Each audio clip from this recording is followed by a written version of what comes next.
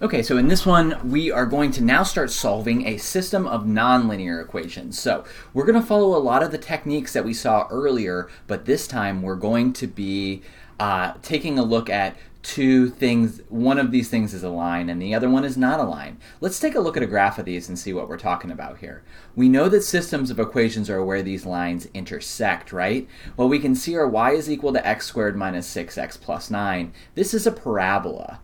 And then y is equal to x minus 1 is a line. We can see that this crosses twice, so we can expect that with this one, we're going to actually get two coordinates, two xy points that satisfy these systems of equations. So when we look at the graph of this, you can graph these, we're going to be looking for two separate answers by the end of this. So let's go back and take a look at these equations, and you can see that regardless of the fact that this is nonlinear, this is just dying for substitution method. You see this is already solved for y. So we're going to start this by taking this x minus 1 and substituting that right in there for y. So I'm going to use the substitution method here, and it's going to be, we're going to put the x minus 1 right here, so it's going to be x minus 1 is equal to, x squared minus 6x plus 9.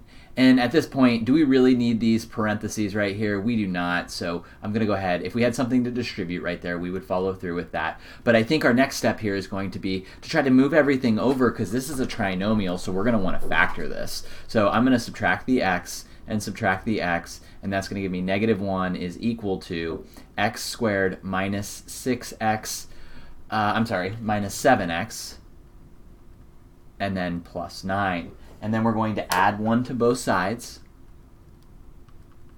And we're going to get 0 is equal to x squared minus 7x plus 10. Now we check to see if it can factor. Are there factors of 10 that add to negative 7? Those will be x minus 5 and x minus 2. And now I set these factors equal to 0, and this one is going to give me x is equal to 5, and this one will give me x equals 2. You can see I have two distinct x values. So now to find the y values, again, it's always easiest to take a look at this substitution equation. We've got two situations. We're going to use y is equal to x minus 1, but if x equals 5, so if x equals 5, then y is equal to 5 minus 1, so y is equal to 4. So I have the point, I have one solution, 5, 4. And then we have this other case where x is 2. Remember, we got two x values. That's going to give us y is equal to 2 minus 1, so y is equal to 1, which gives us the point 2, 1.